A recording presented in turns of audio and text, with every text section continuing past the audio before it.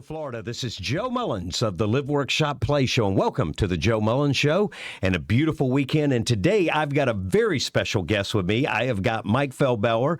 Mike is one of the few that get out there and fight for recovery and addiction and the Flagler County Drug Court Foundation. Mike, tell us a little bit about who you are and what the Drug Foundation is. Well, Joe, thanks for having me on here. You know, we go back a long ways, and I got involved in the drug court program. I'm a volunteer on the drug court team, and then I got involved in the Drug Court Foundation, which is a nonprofit to help people in recovery, particularly those in the program, in the drug court program, with things that the court can't help them with. So we're out there helping people through their way of recovery, encouraging, giving them hope that they can have and they can change their lives. And that's what it's all about.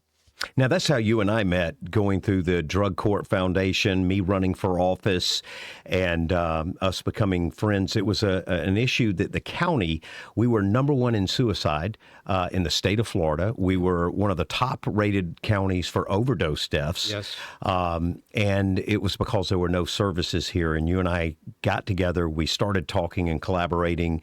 And, as an elected official or a person running for office, I was attacked because I was a friend of Bill, or I was a guy who went through drugs and addiction. Mm-hmm. But we showed the community what better way to fix a problem than have a person that went through that problem that has been successful in addressing that problem.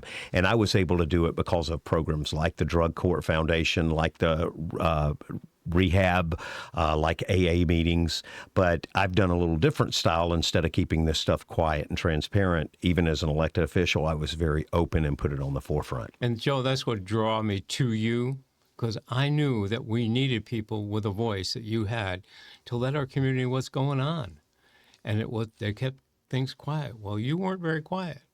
And no. I'm happy for that. No, because a lot of people with the drug addiction turned around and wanted to say it was because of their economic situation. It was because of abuse. It was because of, they could choose better as bad choice. But when I got in it and started being public, I killed the economic thing because I grew up in a very prominent family. I killed the abuse thing because I wasn't abused. I didn't have that as my story. I just had a lot of hurt, a lot of pain. And someone said one day, here, try this drug. And you work with these people in this foundation to show them there's three options, basically. Yes. There's jail or incarceration, there's death, or there's treatment. And you work with them to understand this third option's a lot better than the first two. Yeah, our whole philosophy is you can't recover if you're dead. So we want to do what we can to keep you going until you get to that point. I always tell people when they talk about my support for Joe, when he was in the political arena here, he was one of the few people in the whole political arena that actually cared about helping people that had mental illness, the homeless situation, and certainly people in the world of recovery. So that's why I backed him. That's why I supported him. And that's how we became friends.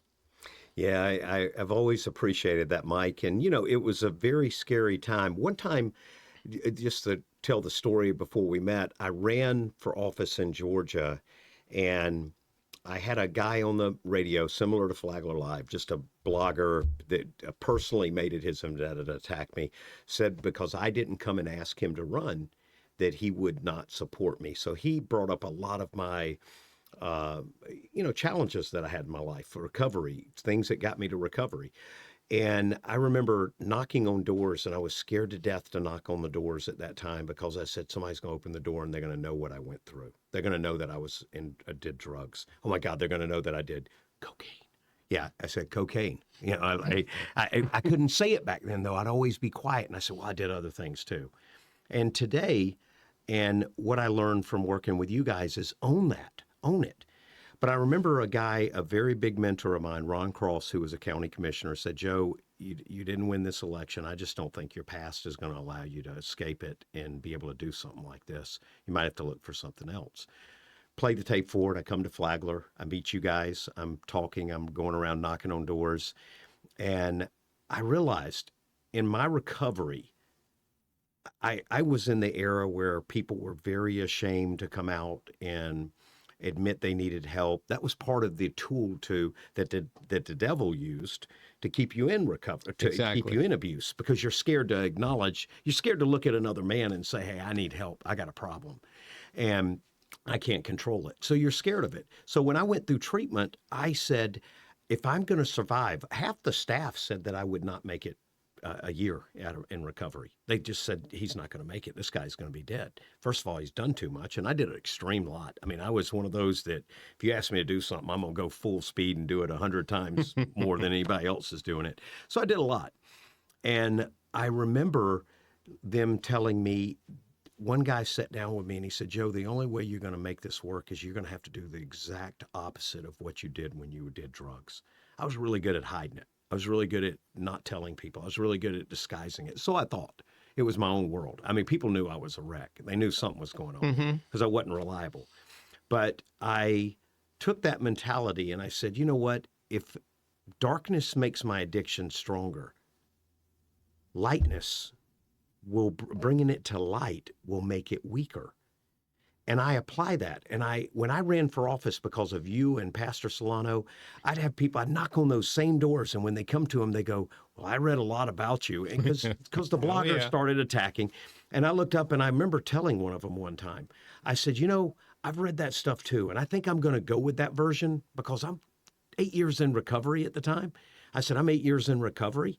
And I said, "It probably was worse than what they're saying." And he started laughing and he said, "I like you. You own this." And I said, "Well, I got no choice. I did it. I own it. And it's who I Yeah. am." We have another organization in our community, a young lady who's been in recovery for quite a while now herself, and she runs a little business that says, "Sealed lips destroy." Yeah. And that's the whole thing that you're talking about. We've got to get out and let the community know what's all about. We've got to encourage others that are in the world of recovery. We have to go change the attitude of the public. You know, one of the biggest things that we work on in the drug court program and as the drug court foundation works is trying to change those attitudes. Okay. If they keep telling you, Joe, that you're going to be nothing, that's it. You're going to be just a bum. You're going to be a crook. You're going to do everything wrong. After a while, that's all you hear. That's what You you believe it. become. We got to do the opposite. You know, medically, and it took me a long time to understand these things too. Medically, addiction is a disease. Now, do we treat other people in disease with that same? No. The reason we treat people in addiction with that kind of bad attitude is because they get themselves in trouble with the law to get what they need to keep going because they don't have a way out. No one's helped them get out. Now we need more people to help them get out. I don't think you've ever heard it. And I know in the 13 years that I've been involved in doing this, I've never heard of one addict say that's what I wanted to become. No. As a matter of fact, I did not want to do that. And I fought hard. And I remember waking up every day going, "God, please take this away from me," and crying. But I didn't understand how to do it. I didn't understand that it was an addiction. I thought it was free choice. And I kept saying, "Well, I keep making the free choice." I didn't realize that I had a medical issue of ADHD. I started doing cocaine that calmed me down and it made me relax and feel normal. And after I did it a certain time, it would turn around and make me wiry. I remember going into treatment and the guy said, "Well, you're using cocaine as a drug to calm your ADHD." And I said, "I am?" He goes, "Yeah." I said, "Well, what do people do?" He said, "A lot of people take Adderall." I said, "Oh, good. I can take Adderall." He goes, "No, more people are in here and addicted to Adderall than they are cocaine." And I said, "What do I do?" And he taught me things like mindfulness, calming, going out, staying productive, being transparent. So, you know, half the staff said Joe Mullins is not going to be able to stay in sports and entertainment and remain sober. He's going to parties, he's going to events, he's going to baseball, football, basketball, concerts where everybody's drinking like mad. He's not going to be able to stay sober. I remember going to a Lady Antebellum debut that I was involved in when I worked with them while I was in recovery. The doctor looked at me and said, "Try this Antabuse." And I said, "Well, what is Antabuse?" He said, "Well, if you take it and you drink, it makes you soil your pants. And all I know is I went to that event and I saw the alcohol all around me. I had just been 30 days since I had my last drink. And I looked up and all I thought about was, I cannot do that in my pants here. If everybody would be, I'd be embarrassed. So whether it does it or not, it sold it me mentally. And I turned around and realized at that point, I I needed to be transparent. So when I go to events and concerts, and I've remained 14 years sober in one of the biggest party atmospheres that you can do. But how I do it is I tell people all around me, I'm in sobriety, I don't drink, and I don't want to do that. And they become my biggest advocates to help me defend myself from people coming up and going, come on, Joe, have a drink with us, buddy. I mean, you think about it, Mike. If you go to work at a courthouse and you have alcohol on your breath, something's wrong with you. You betcha. If I go to work and I don't have alcohol on my breath at a Something wrong with sporting you. event, something's wrong with me. So I was set up for a big challenge. But by being transparent, having friends and accountability people like you, Pastor Solano, being open, talking, I've been able to come out and win an election after I went through addiction. I've won 3 more elections since then. I was Trump's, people don't realize it, I was Trump's Republican delegate voted on by the region. I was his voted delegate for 2020 and 2024. I also have been offered appointments to federal positions that I've looked at. All of this with a past that people said, if I came out and admitted it and asked for help, I'd lose everything.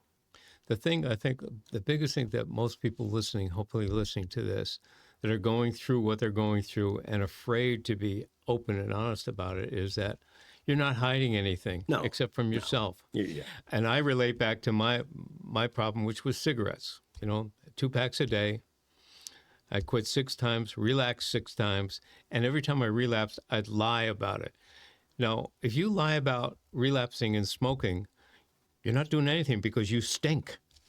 Okay? Right. The whole world knows about it. That's like getting pulled over and saying you're not smoking pot when the aroma comes out. You can't hide pot. No. You can't hide No. that smell. So there's a benefit to not lying, not putting yourself in that position. And once you learn, and it doesn't come easy, as you'll know, it doesn't come easy to be outward in letting everybody know what you've been through, done.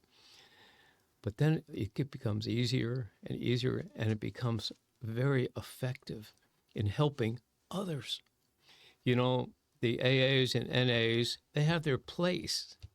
But, okay, that anonymous part has to get to a certain point where it's no longer anonymous. You got to be out there, because how are you going to help being totally anonymous?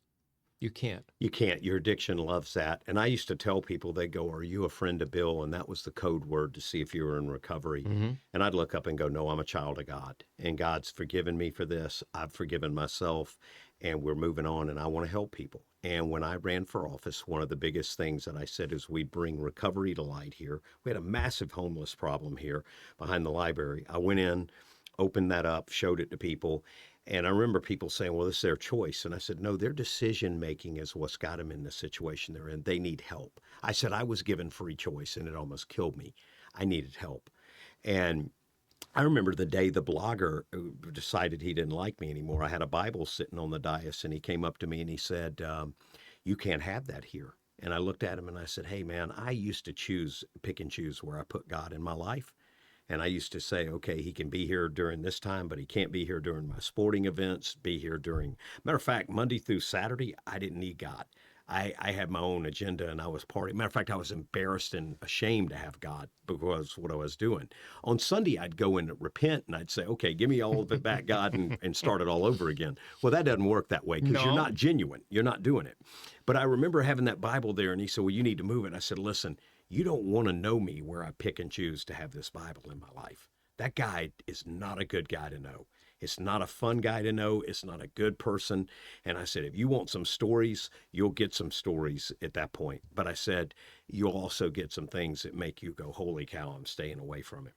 And I said, this Bible is very crucial. It's more of a sentimental thing to me to be able to know that when I look at it, I've got to live with God watching me. And I've also got to play that tape forward. I got to think about what my action this moment does, what impacts it's going to have 6 months, a year, or 2 years down the road. You also have that ability to look at that book and say, God helped me. Yeah.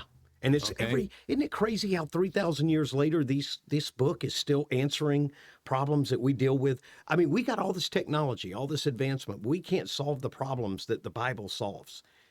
There's no other way to solve it but go to that Bible. Yeah, It's crazy. I kid with people all the time. I said, I've been in business for over 50 plus years myself, and I said, it's the best business manual that you can do. I said, it can't teach me math. And somebody says, well, some of the numbers they can teach you some, but it can't teach me math, but it can teach me all the principles, how to live up to it, how to guide my business, because it's all there. Okay, you don't need another book. Yeah, it's if you think about it, that book for 3,000 plus years has been answering the questions that man continues to bring up. It's never gone obsolete. Pagers, we've seen disc players, we've seen CDs, we've seen pagers, we've seen telephones all go obsolete. All this technology go obsolete, but that Bible still stands strong as today as it was back then.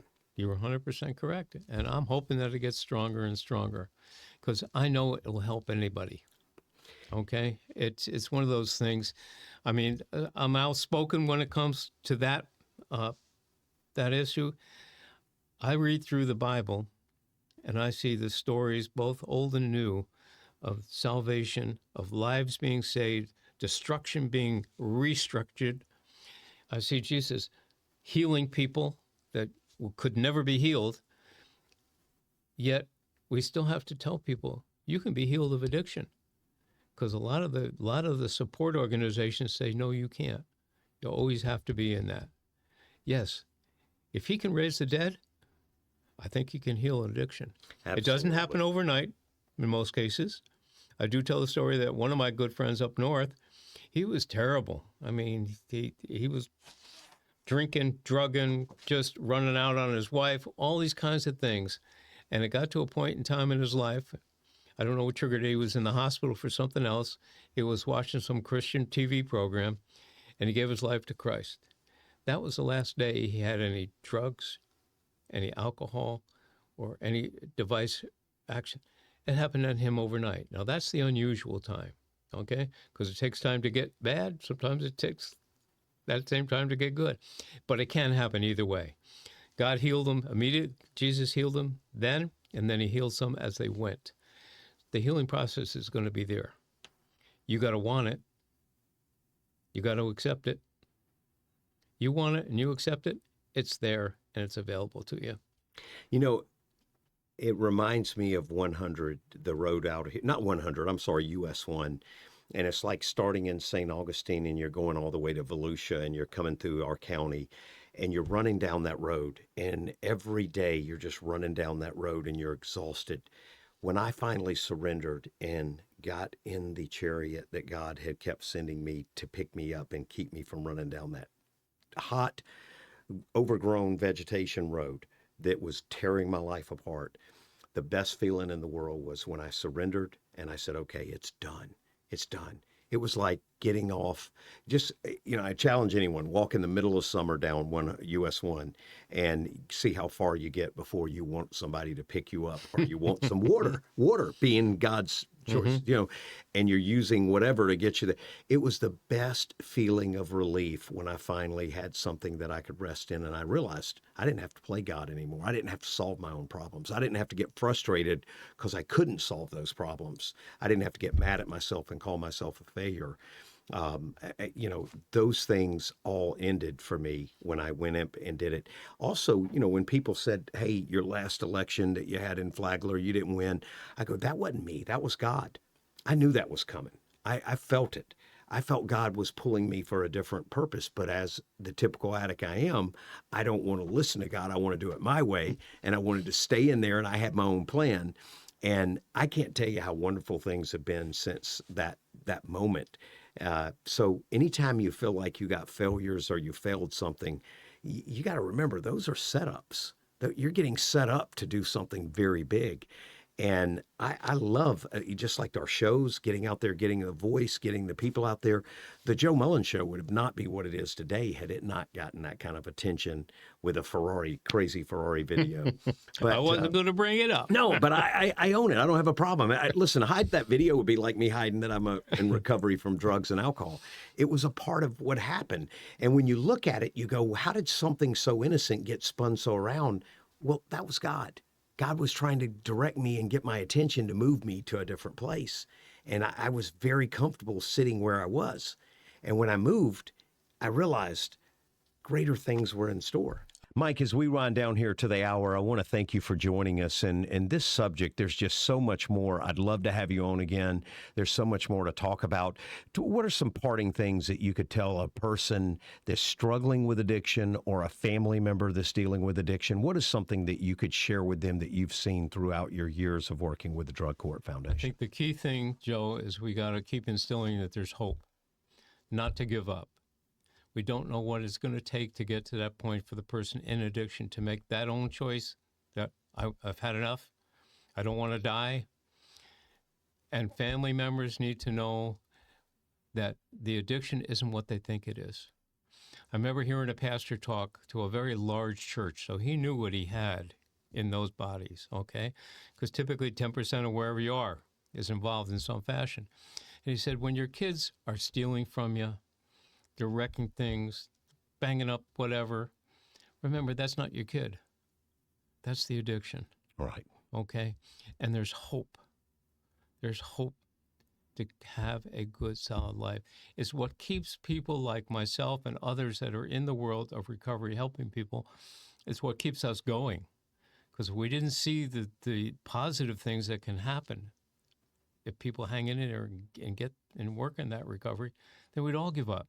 I tell people, it's like being bipolar. We see all the great stuff happening in the programs that we're in, but then every once in a while we do get that phone call. It's not bad. There's things happen, but you got to keep hope. And our organization came up with a logo that says hope. It's HP, H period, O period, P period, E period, helping our participants excel. And that's what we're all about. I love those acronyms, and HALT is one of them: hungry, angry, lonely, tired. Be careful when you're one of those three. But how can the listeners, if we've got our listeners and they're struggling with addiction, or they've got a family member that's struggling from it, how can they, or if they see an epidemic in their community like they do, how can they reach out to you and your organization to get some direction? Simple way to reach out to me, and in most cases we will try to redirect them because we're limited in what we can do as an organization. We're not a treatment people. We mentor, we help people in a variety of ways, but we can direct them to other organizations locally or a little further away. So you can call me at 401-864-6997. My email address is first initial M, last name Feldbauer, F as in Frank, E-L-D as in David, B as a boy, A-U-E-R, @gmail.com, and we'll be glad to help in any way we can. Mike, I want to thank you for joining us, and I want to remind our listeners, addiction, it's not something to play around with. It's very, very dangerous, especially today with the fentanyl and the other levels of drugs we're seeing. Programs like the Drug Court Foundation treatment, those aren't free. You've got to support them. You've got to get in there and make sure they're offered. Government needs to take a more serious look. As an elected official, it was something that I helped open up and bring to the light in our community to get us from number one in suicides to way down that list. It was one of the things you want to be far back on. But if you are struggling with it, or a loved one or a family member, please reach out to organizations, reach out to Mike, reach out to treatment centers. Do not give up. There is hope. I've got 14 years in recovery. Mike's got many years. Reach out and go out and ask for the help. It is there and it can do it. And also remember, the one biggest tool you're going to have is a relationship with God. Go out and get Jesus. Pray to him. Know that you can do anything with him. And we are so fortunate to have programs and organizations like the Drug Court Foundation. Remember, we're going to keep Florida the greatest place to live, work, shop, and play, because we're going to be the model state to show the country how it's done right. Have a great weekend.